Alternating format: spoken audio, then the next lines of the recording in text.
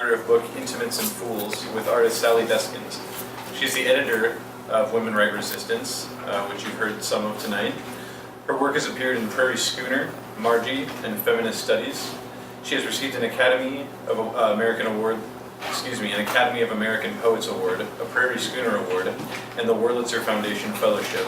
She has a doctorate from the University of Nebraska-Lincoln. Please welcome Laura Madeline Wiseman.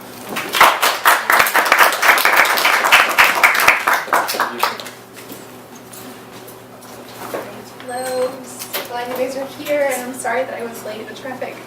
We live in Lincoln, so there's not as much traffic in Nebraska as there is in Chicago, so a little surprising. Okay. So I'm going to start reading from this, but then I'm going to read from Intimates and Fools, and I'm going to pass it around before I start reading it because it's an illustrated book, and so it has pretty pictures all the way through for a poem, so that you guys can kind of get a feel for it. Okay.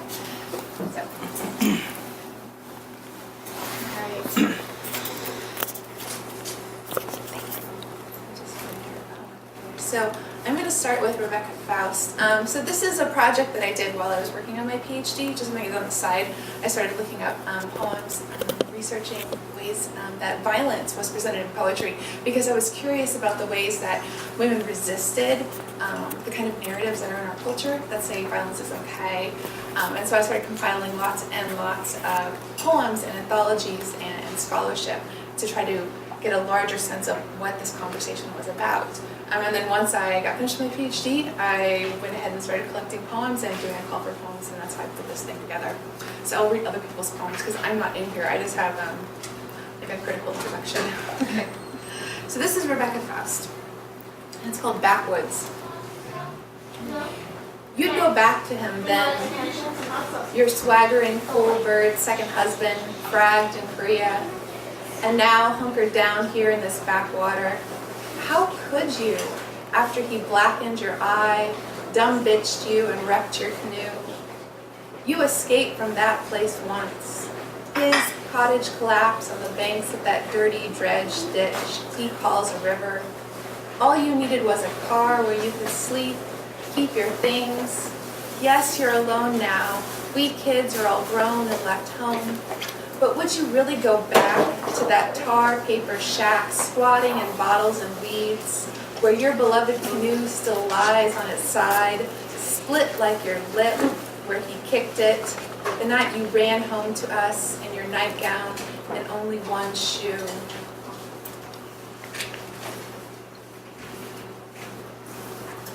And this is one of my favorite ones, like Tyler's Look at Myths. This one is about, it's called Pomegranate, so it's looking at the Persephone myth, right? It's called Pomegranates, and it's by Susan Kelly DeWitt. Pomegranates. My mother, gray bird beside a white bowl of pomegranates. They flare against her face, creating an odd balance. She is retelling the family myth. In this one, her mouth is cut and bleeding. Her teeth pop out like seeds. It is winter. My father is king of the underworld. My whole mouth, she explains, drawing open her lower lip, exposing the hidden scars, was pulp. I memorized exactly word for word. He was quick and strong, his punch like a boxer's. We'd been married only 6 months, still newlyweds. As I pluck a pomegranate from the bowl, hack it open, place a single blood-red seed on my tongue. And then I will read Lola Raz's poem. Lola Raz was my teacher at UNL when she was the editor for Prairie Schooner, so I know her work well. All right, so it's called Women in Poetry. They want to be told what's what by a man. Women at the north end of the table nodding together. One so newly married, she writes as if her poem is her writing hand, lonely for the ring. I want to be told what's lovely by a man, as I was by my famous teacher who taught women, especially the beauty seated on his right to incite riot. Her pain seemed Ars Poetica. Her poems, all naked body, enticingly sensual, flushed in sun and shower, come from the pool in stanza 1 to become in stanza 2 an erect and threatening penis in a changing room shared by a man and a girl. Was she the child, we wondered? What difference to the poem? In this class, we sit together in a darkening room, late afternoon. I am trying to love poetry as a stay against confusion, flesh for now a stay against death, as lightning, incipient storm, with its casual gods, breaks closer to morning. I write alone in the kitchen now, with only that growl to push me. No man's voice here, no transformation, only poetry. And the last one I'll read is a sonnet. And it's by Casey Primo Steele, and it's called Sonnet for My Daughter at 9. Scared of sonnets, though I never did one, skipped most hard parts, science, math, so when her homework turns hard, I hum my old song of triumph and its aftermath. I did not sing my childhood as a tragedy, had no words then, so I'd never dare failing, and now I face my past post-factually, admitting there was never anyone there. By 9, I'd been raped at least once, as I've said, in letters that float across my brain and bounce. Watched him on top of her as she said no in red. I still see all of this, despite years in and out of therapy. So if after this I can do a sonnet, you can too. Hear the silence and then sing above it.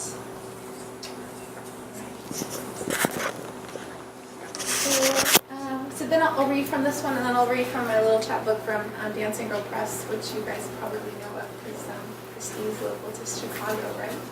The editor is, and so is the press, I guess. So let me see what I can tell you about this. So this started, I approached the editor of this press, who was an artist, and I asked her if she wanted to do a collaborative book together, because after doing this whole anthology, it felt a lot like a collaboration, because you're working with people all the time, and you're talking and you're doing that kind of stuff. So I said, let's do a book together, and so she said, okay. And she does body prints. Did you guys know what body prints are? Okay, and I didn't really understand what they were first either, but what she does is she, and it started in the 70s, and in some ways I guess it was kind of a sexist kind of thing at first, but a lot of women artists and feminist artists have kind of reclaimed this thing, but women artists who do body prints, they paint their bodies, their nude bodies usually, and then they press themselves against canvases and make interesting shapes to kind of call attention to and to question the ways that we look at the female body, right? And the way that view is. So, let's see, like, I don't think we did a good one. Well, most of these in here are body prints, but like this one, for example, this is the body print, right? So this is her torso pressed against the canvas, right? And then some of them are more interpretive, like these are cups, but they were her breasts made into cups, right? So the book is about bras and our love and hate relationship with bras. Favorite poems. So it's a little silly. All right. My bras relax with age. They accumulate in drawers, entangle in boxes. To fit in, they squish their arms inside opaque plastic bags. They're discolored, snagged. They want to know why I'm setting them aside for the goodwill, why I refuse to slide them on, why they aren't worthy as re-gifts or hand-me-downs for a sister, a lover, a woman in need, anyone who might miss them with lavender oil and take them out on the town, one naughty strap winking below a silk tank top. You're too old, I say, to hold up anything. I tie the sacks in knots and stack them inside the trunk. I flip on the headlights and drive. Farewell, family jewels. I believe bras are reincarnated into other bras. When one dies, a strap ripped by an accidental slip into the washing machine on hot, it reappears on a hanger in the mall at Von Mar as a man in a tux plays a white baby grand. Glossy and firm, they flutter their logos and tags at shoppers.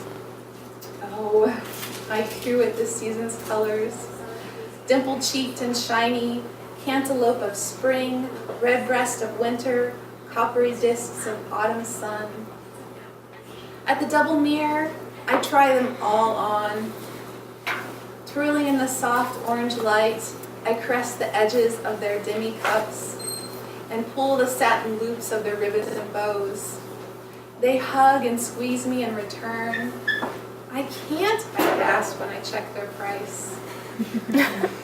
I should say that my collaborator, Sally, she wants to do a reading of this and she wants us to wear bras only. That's a good idea.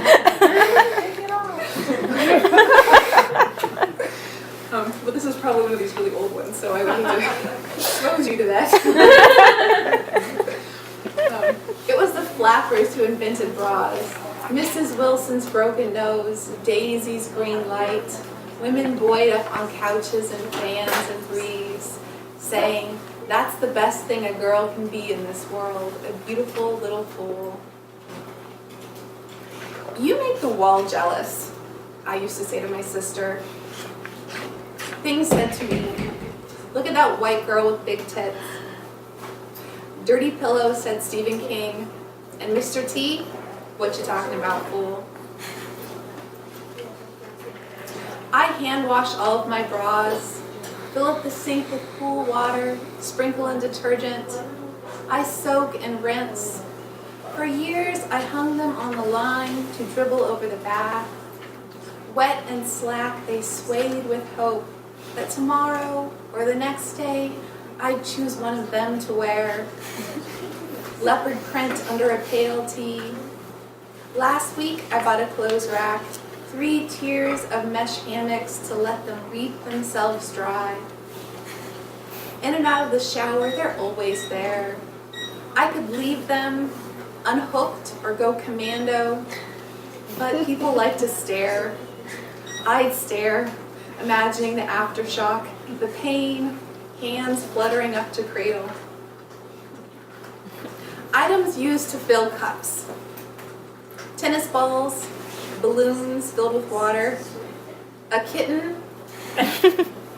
You guys have seen that like on Cute Overload, right? People that put their kittens and like puppies, and maybe you guys don't follow Cute Overload on Twitter. I do.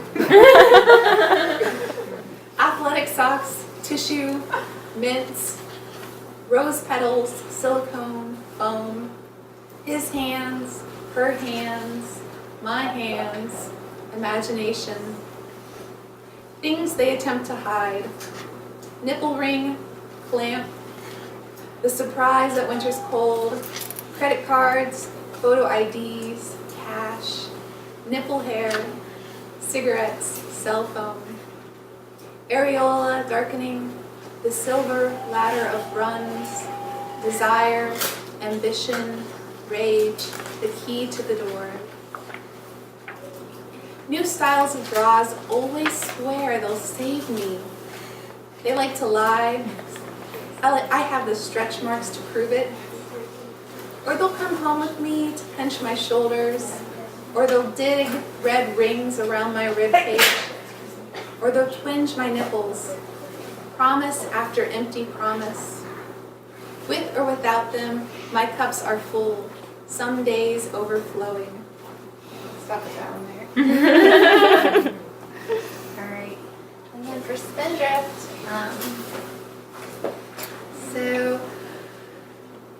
let's see, last spring I taught 2 poetry classes at UNL, and I taught a master class in poetry for students, and I taught them how to write chapbook, because I thought there's a certain kind of genre that you're putting together. So we wrote a lot of poems, and we studied chapbooks, and we looked at only chapbooks, and we analyzed chapbooks. And so in my classes, we always write poems. So every day we would write at least 2 poems in class, a 7-minute poem. We'd get a prompt, and then they would write, and I wrote with them. And right at the beginning, so that class then is a regular like introduction to poetry class. I started writing about mermaids, and it's really weird because I'm from Iowa, and I grew up in the Midwest, and so there's not a lot of mermaid around, but they just kind of demanded that I wrote about them. So this first one I'll read is, I think this is the first one I wrote with my students, the kind of first rough draft, and then of course, you can hopefully polish them to become something publishable. So this is the first story. The mermaids breathe water. From their eyes, something salty they blink. They sleep in the current, bed down on coral, swim among the shadows of the great oceanic divide.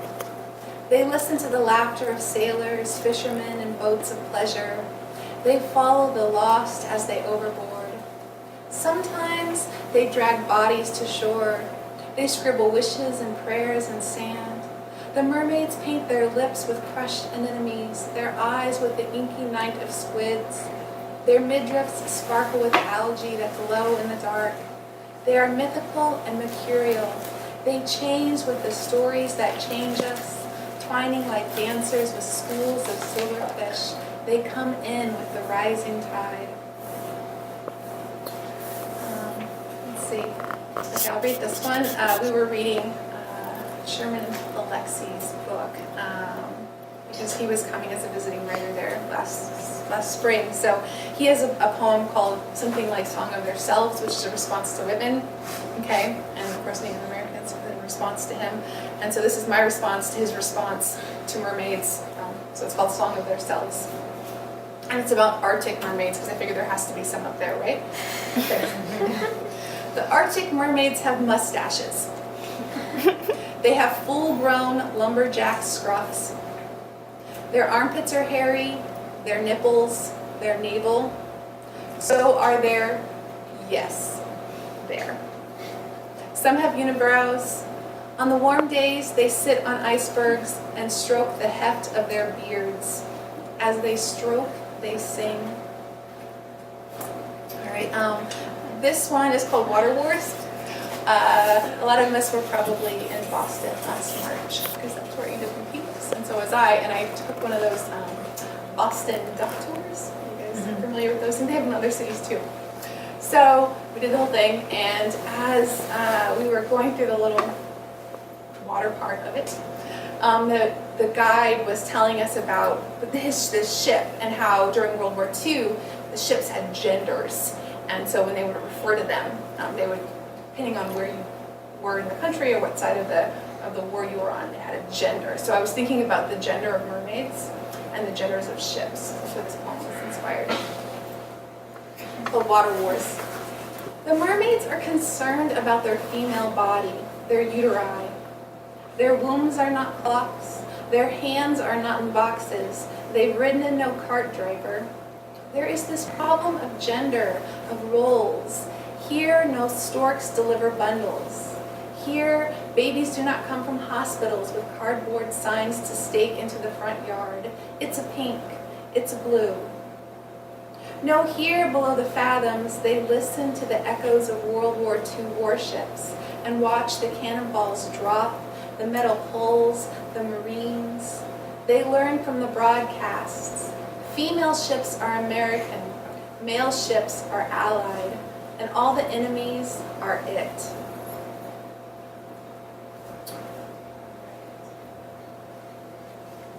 Okay, let's see. Okay, this one, the other book we were reading, so these were prompts, so I'd have my students follow what the writers we were studying doing. We were reading Lee Young Lee, and he has these wonderful poems where he includes titles, and I don't know if they're titles of books or titles of newspaper stories, but they were titles, and so the prompt was write a poem where you somehow incorporate titles into the poem, but also as a way to kind of get at a larger issue. So the issue I was trying to look at was shadow. So shadows. The mermaids chase the shadows, billows of black under the rim of coral, the bellies of barges, the meandering hands of kelp. They call the shadow desire for the boy in ripped jeans. They call it forbidden foods. They call it what is killing you. They roll through the shadows that print the waves. They lay in the shadows of shrimp. They let shadows follow them, eddies, torrents, washouts across the shallow coastal sands. The mermaids watch the shadows fall from freighters, submarines, passenger fish, black garbage bags descending from above. They feel the thrum of impact as shadows hit dark rock, feel the hairs on their neck rise. Every day there are shadows of letters, skippers, crew.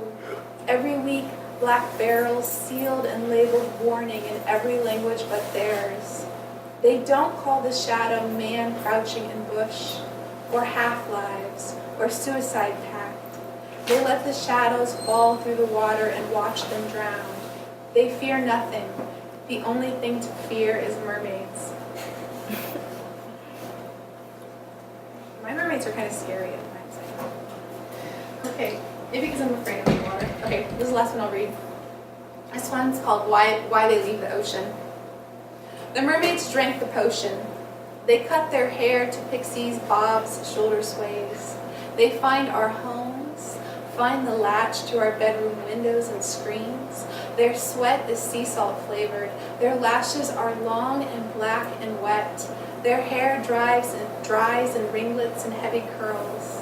They don't care about blankets, eye pillows, or white noise. They think nothing of what you take to sleep. All they want is what you keep between your thighs. Call this want fish, call it siren, call it half sea, half man. Thank you all.